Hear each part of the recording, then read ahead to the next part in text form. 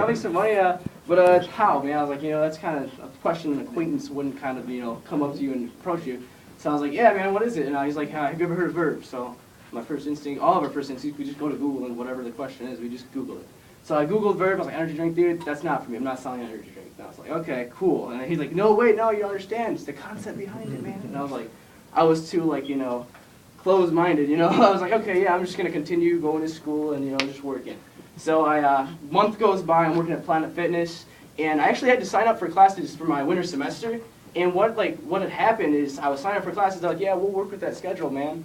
Week before my winter semester starts, they're like, hey, man, if you can't work this schedule that conflicts with your school schedule, then you can't work here. And I was like, well, that's just awesome, guys. No bad rep on, the Planet Fitness, but seriously, I had to, find something. So school starts, was my priority. So I made school my priority, so I had to resign. Kind of sucked, writing that letter. Going to mom and dad, I was like, hey, guys, they're not going to let me work here because I want to make school my priority. Can you guys help me out? So I don't ever ask my mom and dad for money. I'm always like that, want to get out there and kind of provide for myself kind of dude. So I found a few days after I was kind of just chilling, thinking about what I was going to do for money while I was going to school.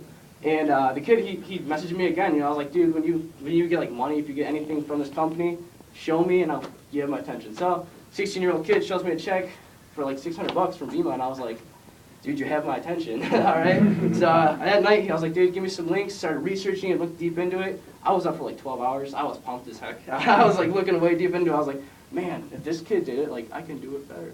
That's what I was thinking to myself. But really, the biggest part about it is I never had any skepticism going on. I was I had viewed it with an open mind, which I'm blessed, because literally I would got all the information, then I went and I was like, hey, man, I want to hear, I know you kind of introduced me to this stuff, but I want to hear it from who told you about it. So I got on the phone, literally, my buddy Josh Qualls, he's down from the Lincoln Park area, he's got a team going up there, called and talked to him for 4 hours, then we played a video game, League of Legends, but we played for 4 hours, a few hours after that, so I was just up, going crazy, just thinking and brainstorming the whole night after I found out about this thing.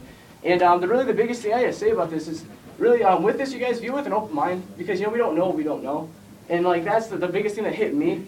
Somebody said, listen to people that have what you want. That's one thing I never, take advice from people that have what you want. If I want to make $100,000 at the age of 20, I'm probably going to listen to somebody like Luke Kessler who's doing that, And so that's if you do what they do, you say what they say, you get what they get. And that's really, that kind of stood out when Josh had told that to me. So I was like, man, if I just keep doing what, oh, they go to mom and dad. Well, hey, what do I do now? Well, when I was your age, when they're 16 or whatever, oh, I worked at the burger joint. Okay, cool. So now when they're my age, what they do? They ask their grandparents, hey, what do I do now? They're 16. Okay, so then we have this chain just going back and back. So my great-grandpa, when he asked his, whatever, what do I do now? So we have this chain of people just doing the same things. They keep doing what they're doing, get what they get every time. So it never changes. I realized, I was like, man, if I want something to change, I have to change. I have to do something new to get something new. That's something I realized. So, it's you're not going to approach great-grandpa and be like, hey, what do I do now? He's not going to be like, hey, guys, you should open a social networking business in the palm of your hand. He's not going to tell you to do that because, they didn't have that back then.